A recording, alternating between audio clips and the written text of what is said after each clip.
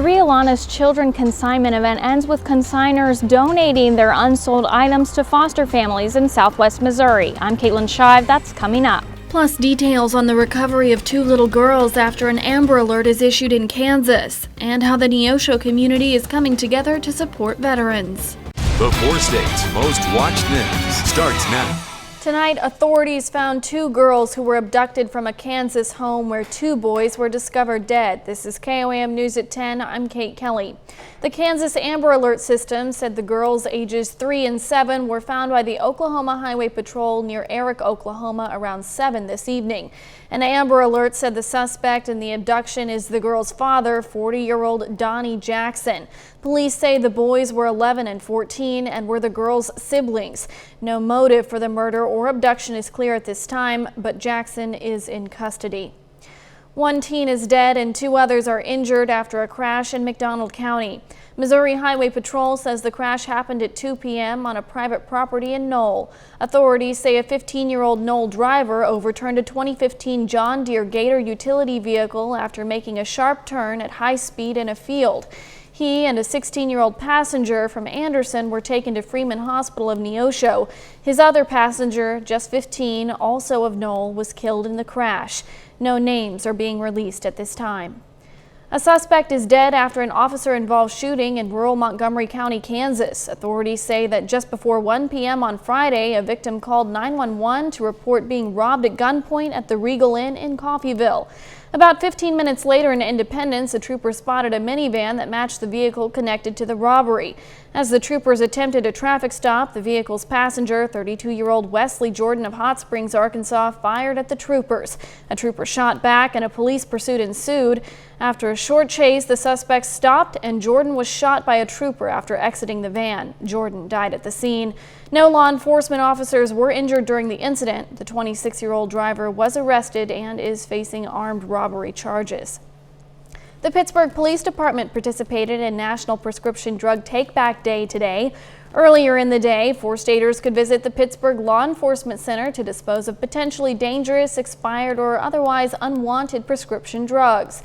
The service was free of charge and people dropping off medications were allowed to stay anonymous. National Prescription Drug Take-Back Day is run and promoted by the U.S. Drug Enforcement Administration. Nick Kelly joins us now with our first look at weather. And Burr, it's cold out there. Yeah, with all the clouds, Kate, we just couldn't go anywhere as far as temperatures go. We started cold this morning at 39. And the best we could do in job was hit highs of about 47 degrees, running below our average high of 69. And to give you another idea, we were just 1 degree above our average low for this October 24th. So yes, definitely below normal.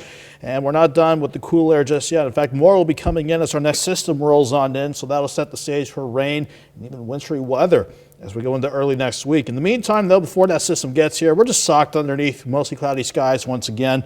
But we are thankfully still staying quiet. Most of us in the lower to middle 40s at the top of the 10 o'clock hour. I think we're just going to stay there through the rest of the night. Most of us averaging around 43. I think we can get some peaks of the sun to warm us up a little more tomorrow. Maybe some highs pushing near 52, but right around 50 to about 52 with rain chances sneaking in late in the afternoon. But wintry weather on the way too, Kate. We'll break it all down here in a bit. All right, thanks, Nick. Rialanas is a children's consignment organization holding events year-round. Today concluded one of the consignment events, but with a new twist, allowing local foster families to shop through donated unsold items from consigners. KOAM's Caitlin Shive has more. Carissa Kiger took on 3 foster kids in addition to her own child, growing her family in order to keep these siblings together. I'm a foster parent because my sister's kids got put into DFS custody, and I wanted to be able to stay a part of their lives, so I became a foster parent so I could have them. Being a foster parent can get pretty expensive, and with cold weather creeping in, she's sifting through racks at the Rialanas Children Consignment event to get all her kids winter ready. It's very beneficial, especially when you got kids in school and you got 4 kids, you know, it definitely helps out in the pocketbook. Officials running the event on its last day did something new this year. Consigners donated their unsold items to local foster families to shop through, free of charge. I was a foster child myself, and I don't remember anything like this as a kid. We had a little over 500 consigners, and 30% of them donated their unsold items. So I think we estimated we had about 9,000 donated items for the foster families to choose from. The change came after seeing a need in the community, realizing the pandemic was making it harder on many local families. Some of these foster families have been laid off or furloughed, so their income has been impacted significantly. So if it weren't for this, they would be very limited and have to rely on organizations that are really tapped out right now. Any items left over will go to local organizations. Tugs at your heartstrings, and it makes all of the work that we've done for the past 2 weeks worth it, because we see how this is impacting our community. It will show that our community actually cares for them and opens doors for other opportunities. In Joplin, Caitlin Shive, KOAM News. Sherry is hoping to continue with foster donations each year. Hannah Hurlbut died in April from an undiagnosed medical condition. She was just 12 years old. The owner of Hayes Fireworks in Carthage says she was the daughter of a dear friend. Hannah loved pumpkins and fireworks, so today the business honored her, donating a portion of the day's sales to her memorial fund. Because Hannah was so young and so vibrant and so amazing. She loved art, she loved reading, she loved pumpkins, and she loved fireworks. She just had a caring heart, and I just think we want her memory to live on. Hannah was a 6th grader in Carthage. Today, Tommy Hawk's Four States and Brotherhood of Warriors teamed up for the 2nd annual Community Heroes Music Festival. The nonprofit aims to connect veterans and their families with resources in the community, offering support and employment opportunities. Dozens of people showed up to the event, from live music to axe throwing and cornhole. It all helps raise funds for veterans in our area. Just that there's always somebody out there. So our motto is we're always moving forward, we always have your six. Okay, and when we have your six, that means we've got your back. So always know that there's always another veteran out there that's willing to have your back, and Brotherhood, as well as some of the other veteran resources that we have on site, are definitely go-to resources for those people looking for help. If you'd like to learn more about Brotherhood of Warriors, you can check out this link in this story on our website at KOAMnewsnow.com. We take this time now to honor another four-state hero. Jamie J. Allen served in the Navy, spending time stationed in Bosnia. He earned several honors, including the National Defense Service Medal and the NATO Medal. His hometown, Joplin, Missouri. We thank you, Jamie Allen, our four-state hero. That's news and weather in our first 7 minutes. Just ahead, with less than 2 weeks to go until the presidential election, the candidates are out in full force, hitting the campaign trail hard this weekend. We've got the latest on Campaign 2020. Just over a week before Election Day, President Trump and former Vice President Joe Biden are on a busy weekend campaign schedule targeting states that are key to winning the White House. With a new jump in COVID-19 cases around the U.S., the pandemic is a prime topic for both candidates. CBS News correspondent Michael George has the latest from New York, one of many states where early voting has begun. President Trump and Joe Biden are holding rallies this weekend in battleground states that could decide the November 3rd election. For the last half century, Joe Biden has been outsourcing your jobs, opening your borders, and sacrificing American blood and treasure in these endless, ridiculous foreign wars. The president traveled to North Carolina, Ohio, and Wisconsin on Saturday. Former Vice President Biden campaigned in his native Pennsylvania, where he continued to go after the president for his pandemic response. In our debate on Thursday night, Trump was still saying, we're rounding the corner. It's going away. We're learning to live with it. As I told him, we're not learning to live it, we're learning to die with it. Because he's doing nothing. Former President Barack Obama went to Miami to drum up support for his two-term VP. When you have a president who cannot call out or even criticize white supremacists, that's a problem. Did I vote? I voted straight Republican. Thank you. President Trump cast his ballot Saturday morning at a library in West Palm Beach, Florida, near his Mar-a-Lago estate. Across the nation, many early voters are standing in long lines, including New York City. All these are people that are out here that want to make sure their vote counts. We the people, by the people, and for the people, we elect the government. So far, 53 million Americans have cast early ballots, shattering records. Michael George, CBS News, New York. When he voted this morning, President Trump said his experience was, quote, perfect, adding that it was a very secure vote. Coming up, fires in Colorado turn deadly. We'll take a look as crews from surrounding states, including Kansas, pitch in to help tame the flames. But first, we'll break down rain chances on the way and some winter weather on the way as well. Forecast up next. Jake.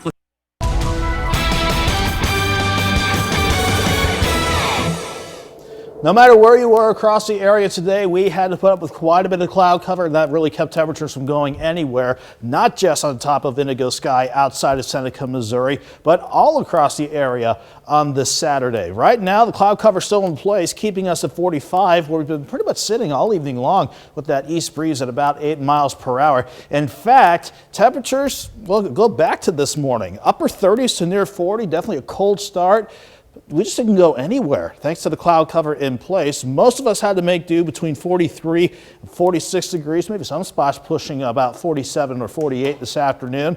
And now we're still in the lower to middle 40s all across the board. I don't see us dropping much more throughout the rest of the night, maybe down to 43 in Joplin, but still doesn't change the fact it's going to be a cold night no matter where you are. And we'll try our best to get to 52, even with some mostly cloudy skies in place again for tomorrow. And maybe some late afternoon showers trying to sneak in ahead of our next system that's ready to work in from the west. It's not here yet. We're just socked underneath plenty of cloud cover ahead of the next storm system that's already producing quite a bit of snow from Minnesota through the northern plains up into the northern Rockies. As this cold front passes through our south and high pressure works in, that'll bring in the colder air to set us up for some interesting weather to start the new work week and school week out. And upstairs, these two upper lows working together, heading toward the east. That's going to provide more energy in the true system to be the main driver for our rain chances that may start tomorrow, but definitely picking up during the early part of the week. Here we are throughout the course of the overnight. We'll just be holding steady in the lower to middle 40s underneath mostly cloudy skies. Maybe a few peaks of the sun could try to get us back into the lower 50s by the afternoon, mainly along and south of US 54. In general, though, it's going to be a chilly end to the weekend. 43 in the morning, 47 by noon. Maybe highs pushing to 52 with a northeast breeze at 5 to 10. I think for most of the day, at least to start, we're dry until we get into the late afternoon. That's when we can see a few showers ahead of that storm system try to work in. But I'm thinking the rain chances really start to pick up as soon as we hit our early morning highs Monday 43 and they start dropping as the colder air works in. That means for a good portion of us, we'll deal with rain throughout a good portion of our Monday. And once you go north and west of Nevada, Girard, Chanute, that's when we'll see rain start to mix with some freezing rain, sleet, and even snow as we continue throughout our Monday and into Monday evening. Maybe a break in the action, but the Future Track here wants to keep the system going. We'll have another round of rain and even some mixing in with freezing rain and sleet before we transition back over to all rain by Wednesday. So in terms of what to expect with the first glimpse of this storm system, you can see not much in the way of snow, mainly confined to our northwestern counties, mainly from northwestern Nevada and let's say Independence north and west. Up to an inch for most areas, maybe pushing about an inch, if not a little more, as we go north and west of Yates Center. Ice, we're keeping those amounts fairly low, again, mainly to the north and west of Pittsburgh and Joplin. I'm thinking those will stay just under a quarter of an inch. But the big deal with the system is rain. This is how much rain we could potentially get between tomorrow and Thursday morning before we all dry out. 2 to 4 inches of rain. That's going to be welcome. That will certainly help put a dent in the drought that we desperately need to shake off. But 52 tomorrow, 44 dropping into the 30s for Monday, 43 Tuesday, 58 Wednesday. Maybe a quick cool down on Thursday, Kate, before we turn back near 60 for a dry and mostly sunny Halloween. All right, well, it looks like a good week to bundle up. Absolutely, and regardless of what happens with this system, as long as you keep it tuned here, folks, we'll let you know what's coming. All right, thanks, Nick. The Colorado wildfires turned deadly overnight. An elderly couple who didn't evacuate died together in their longtime home. CBS's Omar Villafranca has more. Fast-moving flames from the East Troublesome Fire have torched more than 18,000 acres just overnight. The second largest fire in Colorado history has burned almost 300 square miles, larger than the city of Chicago. They have to go real slow. Thousands have evacuated the towns of Granby, Estes Park, and Grand Lake, but some have stayed behind, which can cause problems for crews combating the fire. When we have people in the area, that creates more dangers for us because oftentimes we'll get pulled into a rescue operation that risks the lives of us firefighters that are trying to save life and property. Images from the front lines show what emergency crews are up against. 40-foot trees turned into giant fire sticks, with waves of flames sweeping over the bone-dry ridges. More than 700 crews from across the country are digging containment lines, but high winds and low humidity are making the fight to contain the fire difficult. These intense winds are blowing branches and parts of trees way away, and then they start a fire there. And that becomes very dangerous for the firefighters. With the fire less than 10% contained, crews have not been able to search for victims or properly assess the damage. It was too windy today for helicopters to go up and dump water on hotspots, but there is snow in the forecast, which could help crews battle the flames. Omar Villafranca, CBS News, Granby, Colorado.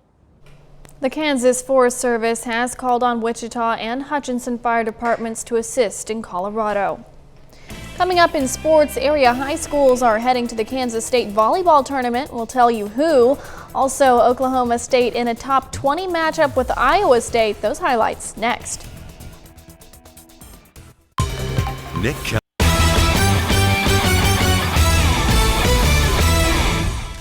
Welcome back. After beating Bolivar 7-3 on Thursday, Webb City softball is back in the state semifinals for the first time in 7 years. Today, the Cardinals look to advance to the Class 4 state championship game, facing Platte County on the road. Webb City beats the Lady Pirates 10-2, earning its first state championship berth since 2013.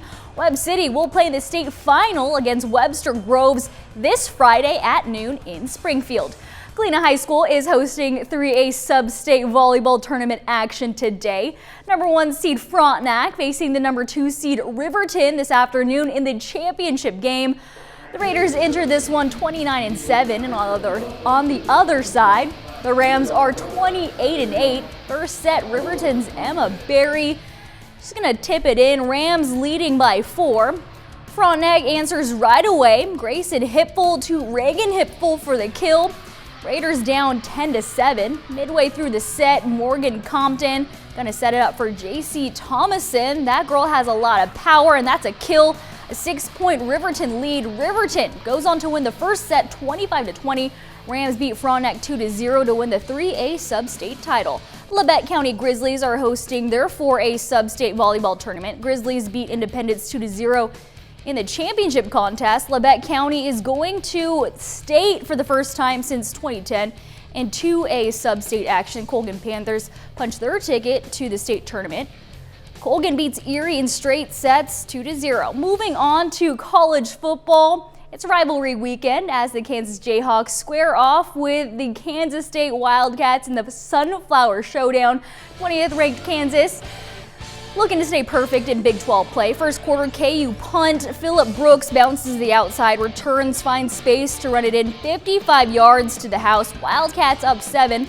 Second quarter, Wildcats up 13 now. Jalen Daniels rolls out, tries to throw across the field, but Justin Gardner picks it off and strolls in for a touchdown. Kansas State up 20, and right before the break, Will Howard drops it off to Sammy Wheeler, cuts up and scores from 16 yards out. Kansas State blows out KU 55-14. Staying with the Big 12, we have a top 20 matchup. 6th ranked Oklahoma State taking on number 17 Iowa State. Second quarter, Chuba Hubbard breaks a tackle, runs at 32 yards for the touchdown, finishes with 140 rushing yards and 1 touchdown. Cowboys up 7. Third quarter tied at 14. Spencer Sanders scrambles for the 14-yard score. Cowboys lead at 21-14. And then late in the fourth, Brock Purdy on his feet finds Xavier Hutchinson in the end zone for the 20-yard TD. Cyclones just down by 3. Ensuing onside kick. Oklahoma State's Tywin Wallace will recover the ball. Cowboys escape a close one, winning 24-21. The Oklahoma Sooners seek back-to-back wins for the first time this season against TCU. First quarter opening drive for the Sooners, TJ Pledger rushes it in from 12 yards out. OU strikes first. Second quarter, Oklahoma up double digits now. Spencer Rattler drops back, finds a wide open Marvin Mims. Takes it down the far sideline, dives into the end zone, 50-yard touchdown. Sooners lead 17-0. Third quarter, Rattler rolls out. He's going to hit Mims, makes a nice catch and runs it in from 61 yards out. Sooners win 33-14. And In the SEC, Missouri Tigers back at home taking on the Kentucky Wildcats. Mizzou enters the day 2-1 on the year, jumping right in. Second quarter no score. Larry Roundtree punches it in from 1 yard out. Tigers up 7-0. Third quarter, Tigers still up 7. Roundtree carries it up the gut again from 1 yard out. Mizzou up 17-3. Fourth quarter, Wildcats trying to stay in it. Harry Wilson connects with Josh Alley on a great 26-yard strike. Kentucky back within a touchdown, down 7. Later in the fourth, Joey Gatewood with a pass to Alley. He's gonna fumble on the play. Tigers recover. Mizzou beats Kentucky 20-10. Tigers improve to 2-2 on the season.